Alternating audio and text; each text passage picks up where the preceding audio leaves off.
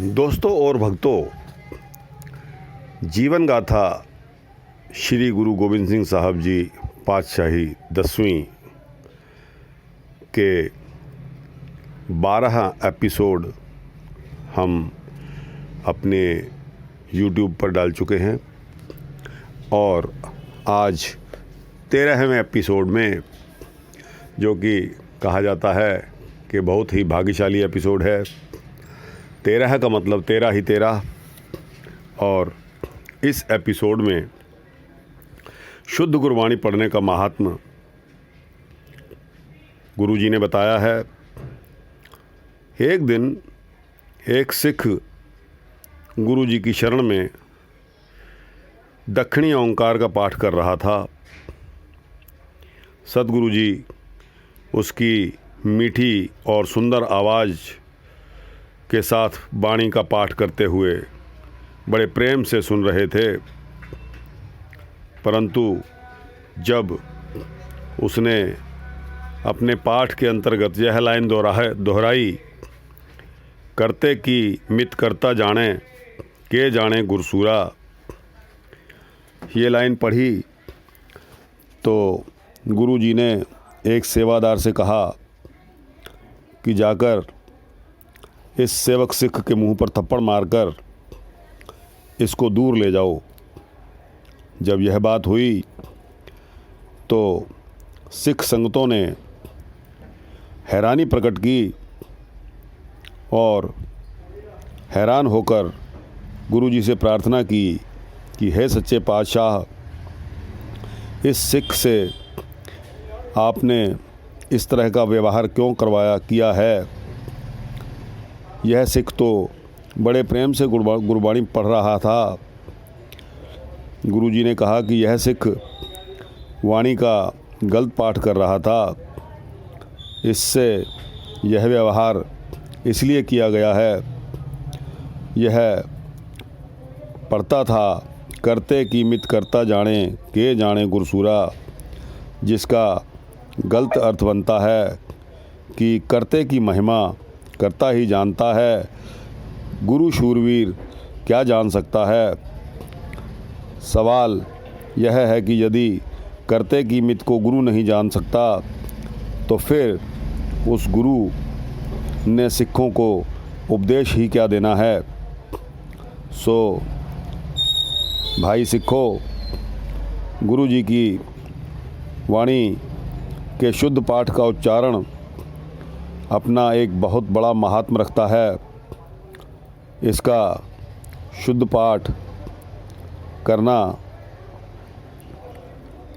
इस चरण का शुद्ध पाठ यह है, क्या जाने गुरसूरा, जिसका अर्थ है करते की महिमा करता आप जानता है या शूरवीर गुरु जानता है।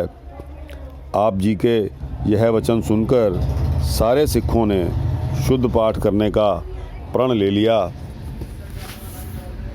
इसीलिए जब कभी हम गुरुद्वारे में देखते हैं तो सभी सिख भाई वाणी के उच्चारण पर अपना बहुत ध्यान देकर उसी पर फोकस करके और गुरबाणी के असली मतलब पर जाते हैं, जो कि हर एक व्यक्ति नहीं करता। इसके बाद पाठ, कीर्तन तथा कथा का वृत्तांत आता है। एक दिन गुरुजी के दीवान सजे हुए थे कि एक सिख ने प्रार्थना की कि महाराज, मैं सुखमनी साहब का पाठ कर रहा था और केवल 2 अष्टपदी पढ़नी बाकी रह गई थी कि कीर्तनीय ने आकर कीर्तन शुरू कर दिया।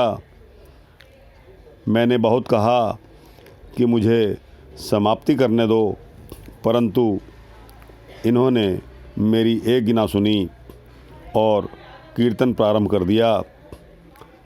इनको तनख्वाह लगानी चाहिए। यह अपराधी, यानी कि गुरुद्वारों में इनको तनख्वाहिए कहा जाता है। गुरुजी ने फरमाया, भाई तुम धीरे पाठ करके संगत को भुजे हुए दाने चबा रहे थे। दाने खाने से थोड़ी सी तृप्ति हो जाती है। कलयुग में कीर्तन तथा नाम स्मरण ही पुरुष का उद्धार करने वाले हैं, और जो शुद्ध मन से कीर्तन करते और सुनते हैं उनका जन्म मरण कट जाता है, यानी वो मुक्ति को प्राप्त होते हैं। गुरु के शब्द की व्याख्या करने वाला संगत को कढ़ा पूड़ी देता है। ऐसा वक्ता तथा श्रोता दोनों ही शुभ गति को प्राप्त होते हैं। गुरु जी के मुख से गुरबाणी के पाठ, कथा तथा कीर्तन का महात्म्य सुनकर सिख संगत प्रसन्नता से कीर्तन सुनने लगी, और उसी दिन से कीर्तन का महात्म्य भी संगत की समझ में आता है।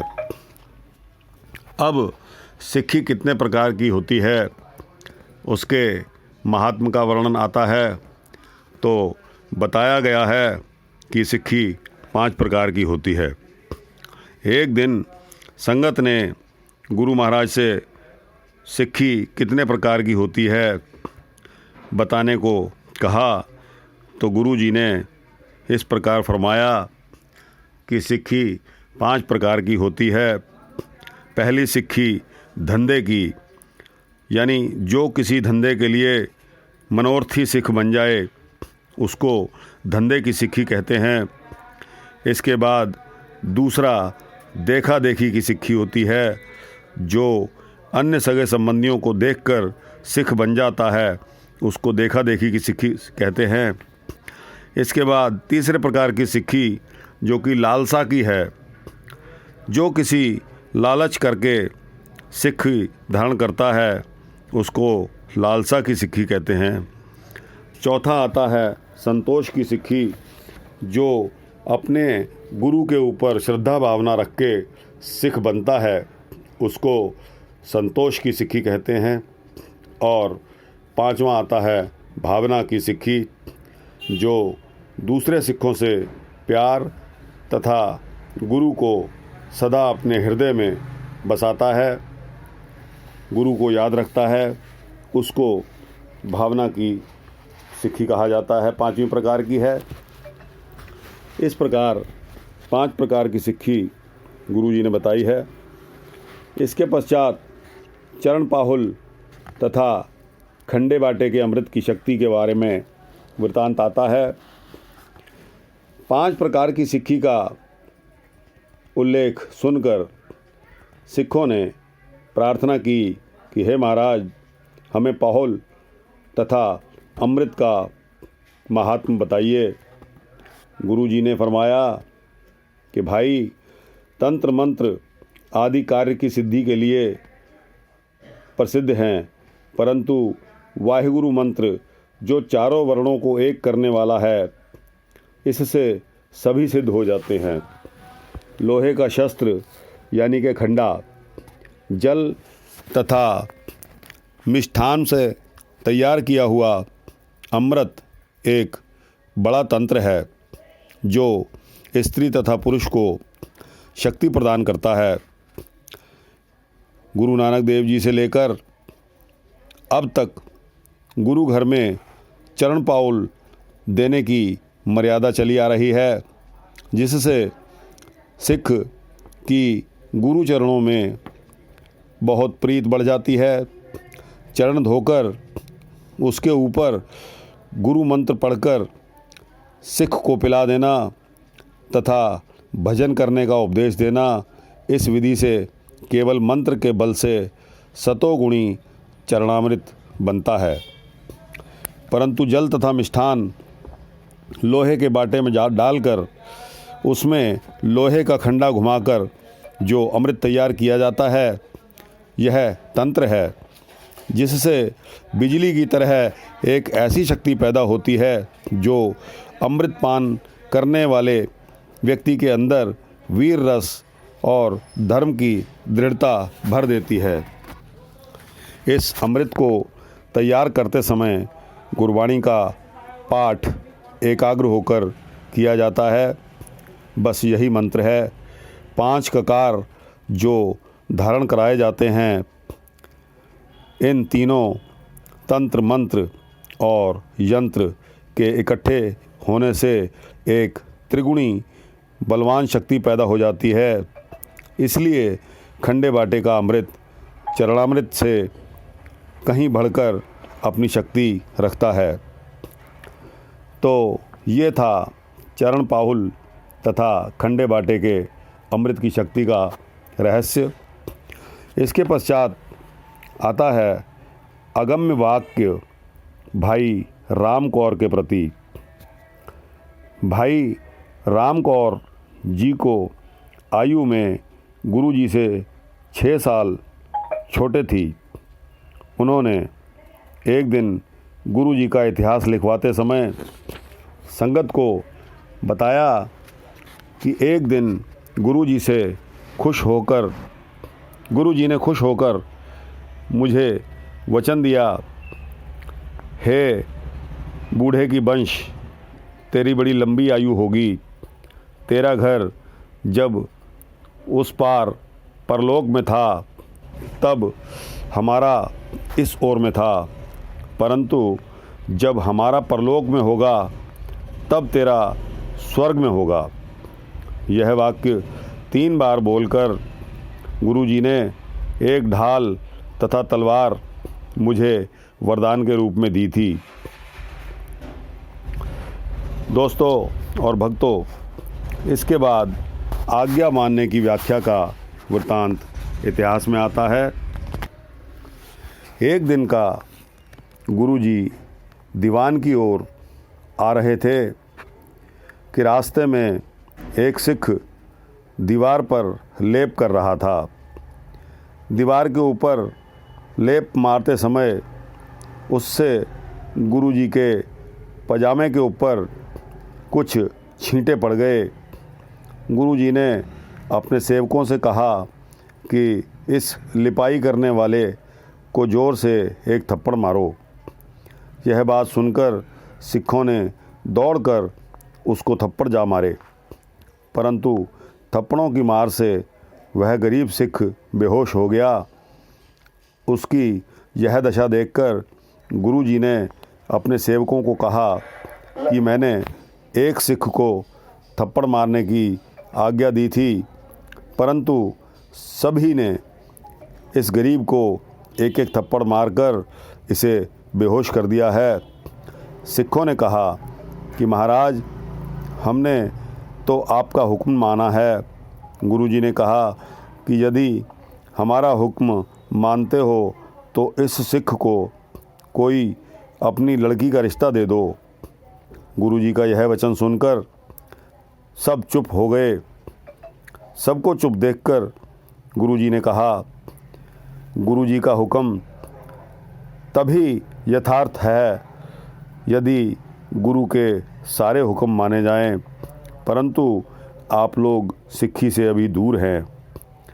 आसान हुक्म मान लेते हो और कठिन समय चुप धारण कर लेते हो। गुरुजी के इस वाक्य को सुनकर कंधार के एक सिख अजायब सिंह ने अपनी लड़की का रिश्ता उसी सिंह को दे दिया और गुरु की अटूट खुशी प्राप्त की। इस वृत्तांत के बाद गुरु की देग वाहिगुरु की देग है के नाम से जानी जाती है। इसका वृत्तांत आता है, एक दिन सिखों के प्रति गुरुजी ने कहा कि जो गुरु की देग है वो वाहिगुरु की देग है। इस गुरु की देग को जो श्रद्धा से नहीं खाता वह गुरु का सिख नहीं है। आगे से तुम इस बात का ध्यान रखना कि जो हमने मर्यादा बताई है उसी को धारण करके प्रसाद तैयार किया करिए। इसके पश्चात अरदास करके वर्ण श्रम के भ्रम को त्याग कर प्रसाद बांटा करिए तथा प्रसाद खाने वाला तब प्रसाद कह के खाया करे और तृप्त होकर हाथ मुंह साफ करके चुल्हे की अरदास करे। सिखों की सेवा सिख करे, सिख को पंगत से ना उठाए। जो एक बार पेट भरकर खा ले तथा फिर लोभ करे या सिख पर बुरी नज़र से देखे, वह सिख अवश्य ही नरक में जाता है।